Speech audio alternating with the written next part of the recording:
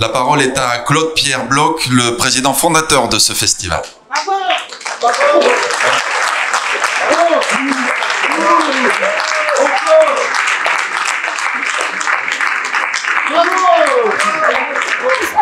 C'est pas fort, non.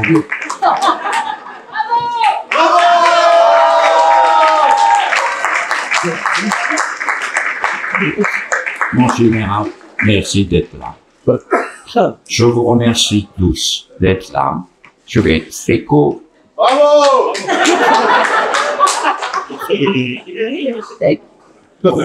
Pour ne pas oublier personne, j'appelle Patrick Seb. Oui, Patrick, il va donner le nom de tous les pères qui ont travaillé pour monter ce festival. Et je vous remercie, monsieur le père. Très rapidement. Merci Claude.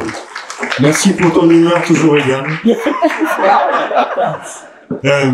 Oui, donc je voudrais prendre la parole au niveau des communes qui ont soutenu le festival.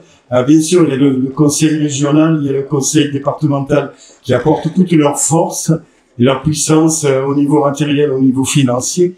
Mais il y a aussi les petites communes, les partenaires. Il y a aussi au niveau des collectivités les petites mairies, je dirais, qui à leur échelle font un effort considérable pour soutenir le festival. Alors ils apportent des barrières, ils apportent des barrements, des chapiteaux, grâce aussi au travail des agents communaux. Donc c'est le clin d'œil que je voulais leur adresser, les remercier, la commune de Vézac et la commune de Castelnau-la-Chapelle, bien évidemment, Saint-André-Alas, Sainte-Nathalène, la ville de Sarlat, monsieur le maire. Voilà. C'est un effort considérable à l'échelle de ces communes. Merci, merci à toutes, merci à tous. Merci Patrick. Les pères de l'ENA, c'est que ça change de nom, mais ça me manque beaucoup. L'ENA de Strasbourg qui sont avec nous aussi aujourd'hui. Alors, est-ce qu'un d'entre vous voudrait dire un petit mot? Voilà. Ils sont venus de Strasbourg à 5 ans. Merci. Monsieur le président du conseil régional, monsieur le conseil départemental, mesdames et messieurs les maires, donc, puisqu'on les évoquait, mon général, monsieur le président du festival, monsieur le président de la DICRA, monsieur Kazemaki, mes chers collègues de l'Institut national du service public, puisque c'est le nouveau nom de l'ENA, mesdames et messieurs les auteurs et les festivaliers, nous sommes très heureux et très fiers d'être parmi vous aujourd'hui lorsque Claude-Pierre Bloch nous avait invité à ce festival quand nous cherchions à contacter les descendants de Joséphine Baker pour leur annoncer que nous avons choisi son nom pour la promotion. Vous n'aviez probablement pas imaginé que nous viendrons à plus de 40 aujourd'hui et que nous occuperions une grande partie des Barnum. Donc tout d'abord,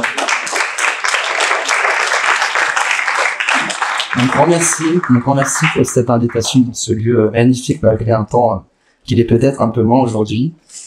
Si cet événement a suscité un tel engouement chez nous, c'est parce que nous tenions à la figure de Joséphine Baker, puisque c'est ainsi qu'elle a souhaité qu'on prononce son nom, et à ses engagements. Et nous tenions à vous expliquer pourquoi nous, élèves fonctionnaires donc de l'Institut national du service public promotion Joséphine Baker 2023-2024, nous avions choisi son nom. Le 17 janvier dernier, nous avons débattu toute une nuit pour choisir une figure qui rassemble et qui représente les valeurs de notre promotion. Nous l'avons choisie parce qu'elle s'est battue pour défendre la liberté aux côtés du général de Gaulle, l'égalité aux côtés de Martin Luther King et la fraternité pendant toute sa vie. Nous l'avons choisie parce qu'elle a choisi, elle, la France, sans y être née, car elle s'est battue pour un pays qu'elle aurait pu quitter. Mais surtout, et cela va vous surprendre, nous l'avons choisie car elle incarne la joie. Une joie communicative, une joie qui est lumineuse, une joie entraînante, qui nous accompagnera dans l'accomplissement de notre travail au service de l'intérêt général. Bravo, bravo.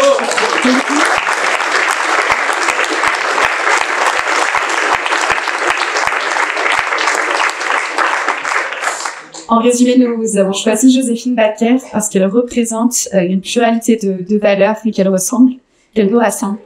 Une pluralité qui fait écho à la composition de notre promotion qui comprend 95 futurs hauts fonctionnaires et 9 officiers français et 28 hauts fonctionnaires originaires de 25 pays différents. Nous l'avons choisie aussi parce qu'elle répond aux critères de la grand-mère. Alors rassurez-vous, ce n'est pas un nouveau critère administratif ou un concept un peu abscon. Le critère de la grand-mère, c'est choisir un nom qui parle à la grand-mère ou à la mère de chacun d'entre nous et non pas connu uniquement des cercles administratifs. Et notre choix aujourd'hui remplit tout à fait ce critère. Joséphine Baker est un symbole partout en France, mais tout particulièrement ici dans le Périgord où j'ai la chance de passer quelques mois. Cet ancrage local, c'est aussi une des raisons pour lesquelles nous avons décidé de porter son nom. Et nous comprenons aujourd'hui l'attachement qu'elle avait pour cette région. Donc, Joséphine Baker nous unit et elle nous unit désormais au Périgord. Et désormais, elle restera aussi un lien pour nous tous, alors que nous nous apprêtons à partir dans différentes administrations en octobre. Joséphine Baker continuera de nous rassembler autour de sa personnalité et de ses combats. Merci encore et particulièrement aussi aux enfants de Joséphine Baker et puis au festival à Pizzeris.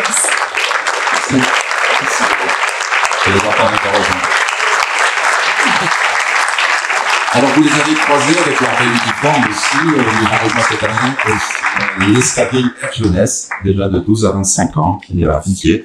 Elle est intéressée par la filière aéronautique. Alice et Charlotte, vous nous dire 2 mots. Merci Alice et Charlotte d'être ici.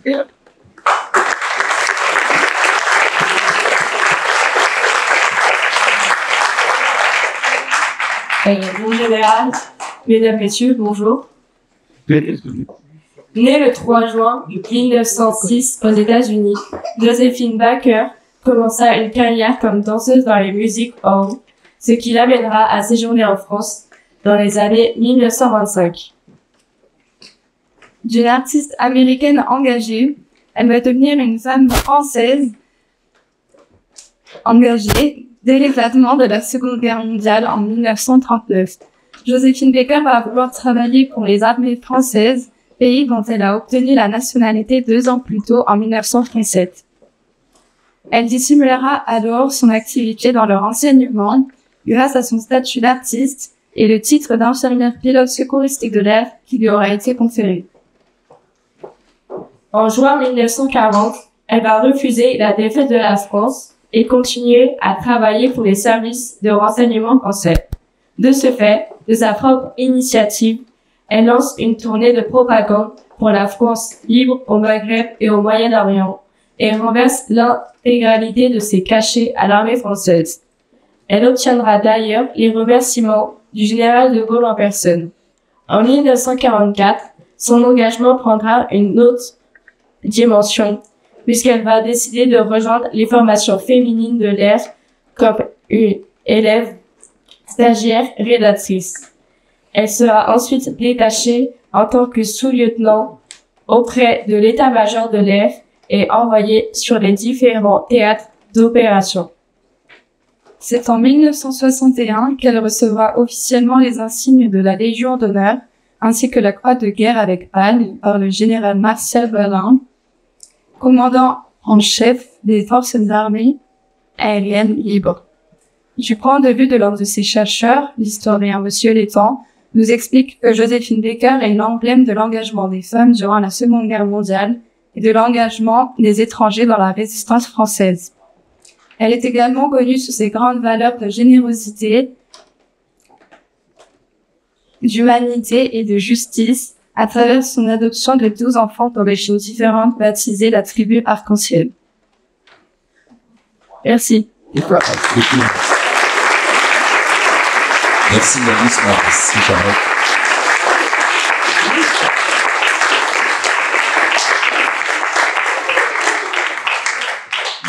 Dès ses débuts, le département de la Dordogne. On m'a dit qu'il y avait 9 prises de parole. J'ai dit en 20 minutes j'y arriverai. Et on m'a dit 20 minutes pour les 9. Donc, vous comprendrez, mes chers amis, que ce sera bref. Mais je ne peux pas ne pas dire combien Joséphine Baker a marqué le département de la Dordogne. Arrivée ici, pas avec sa tribu, puisqu'elle a adopté après, avec une partie est là, elle a révolutionné ce petit pays des 1000 ans ici. Imaginez-vous que une station de service a été créée à 200 mètres de l'entrée, là. Imaginez-vous que tous les week-ends, la gendarmerie était postée au pont d'Alas et au pont de Cassano, tellement qu'elle a attiré les visiteurs. Et on peut dire qu'après Lascaux, après le Festival des Jeux de théâtre de Sarlat, qui est le deuxième festival de théâtre en France après celui d'Avignon, après la loi Malraux qui a permis la rénovation de Sarlat, Joséphine Baker est un des personnages les plus importants qui ont marqué notre département. Ce serait déjà suffisant, ce serait déjà formidable. Mais en vérité, elle a laissé une leçon à l'humanité entière.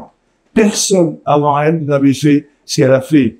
Adopter 12 enfants d'origines différentes, adopter 12 enfants pour montrer au monde entier qu'il n'y avait pas de place pour le racisme sur notre planète. Et toute sa vie a été marquée par ça.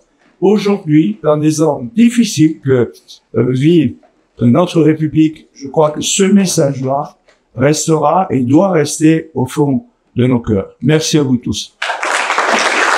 Merci. Une construction aussi de ce festival dans la région de l'Aquitaine. La parole est à son président Alain Roussy.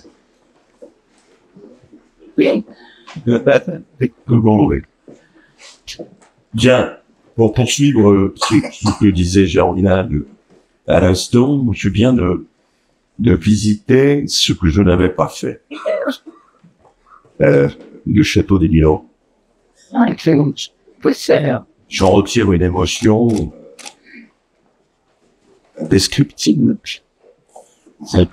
Quatre, ici, vous devez avoir des mémoires qu'il nous faudrait partager.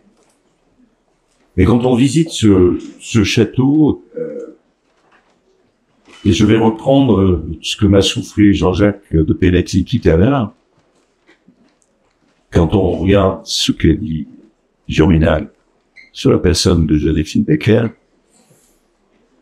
je trouve qu'on y retrouve bien les trois mots de la République. La liberté. Et pour elle, la liberté était totale. À travers le monde. La liberté jusqu'à l'engagement pendant la guerre. Mais la liberté de son corps aussi. Formidable. Quelle plus belle dénonciation de tous les racismes que nous se montrer nus au même d'abcès.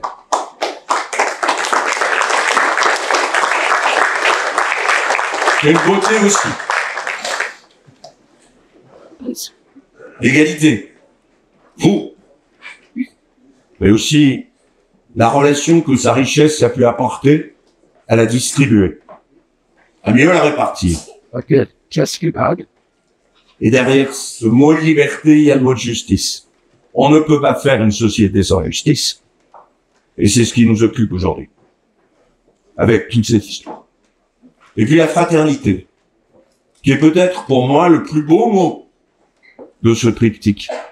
La fraternité. Respectez-vous. C'est cela qui est important. Et puis, deux mots très rapides. Un, j'ai décidé, comme cela avait été évoqué l'année dernière, de donner le nom Joséphine Baker à un lycée de la Drôme.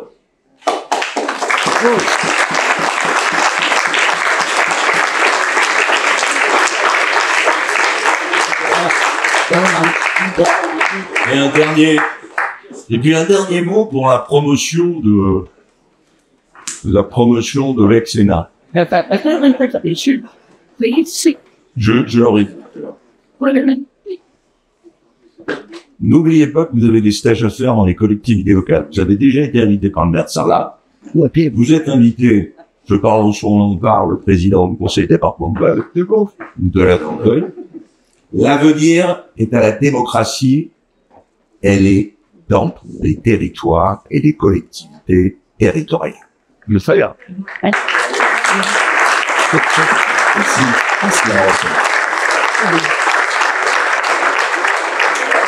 Vous connaissez les liens de Joséphine Baker avec la principauté de Monaco, qui était son ultime refuge. Aussi, le festival est toujours très fier d'accueillir un des représentants de la famille princière, en l'occurrence Andrea Casiraghi, qui est le parrain de cette deuxième édition.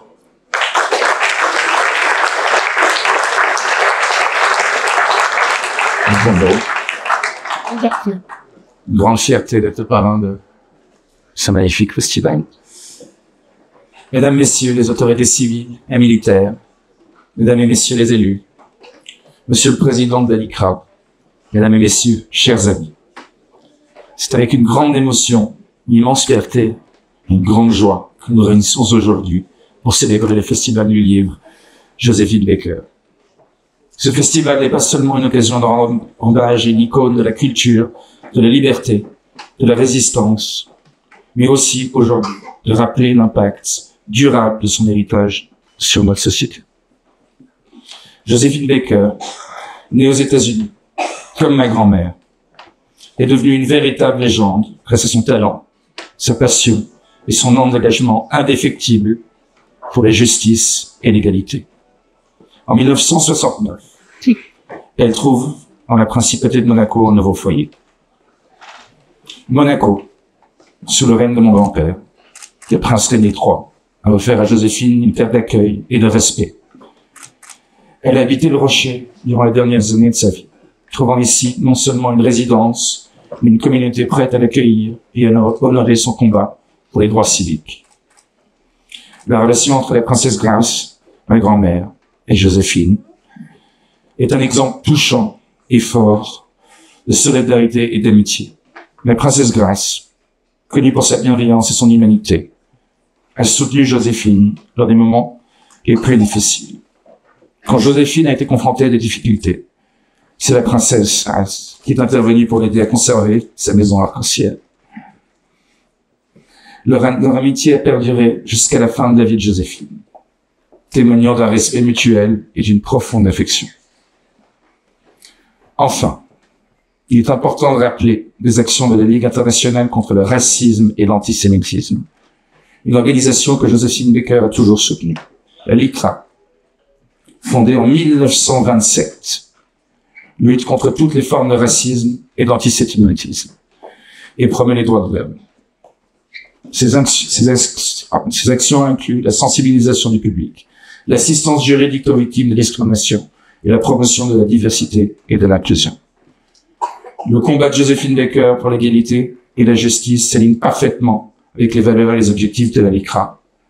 Et j'oserais dire de Monaco et de la France, j'espère aujourd'hui plus que toujours. Mesdames et messieurs, le Festival du Livre Joséphine Baker est plus qu'un simple événement littéraire. C'est un hommage à une femme extraordinaire dont l'influence continue d'inspirer des générations. Célébrons ensemble sa vie, son héritage, ses valeurs. Merci à tous pour votre présence et votre engagement. Nous honorons donc aujourd'hui non seulement Joséphine Baker, mais aussi les liens précieux qu'elle a tissés avec la principauté de Monaco, et la princesse Grace, ma grand-mère, ainsi que son soutien indéfectible aux causes justes et nobles. Et j'aimerais rajouter un petit cas personnel. Voilà. Aujourd'hui, il est temps de résister. Comme Joséphine l'a fait, résister contre toute forme d'extrémisme. Et elle incarne parfaitement le vivre ensemble qui aujourd'hui doit être préservé à tout prix. Merci.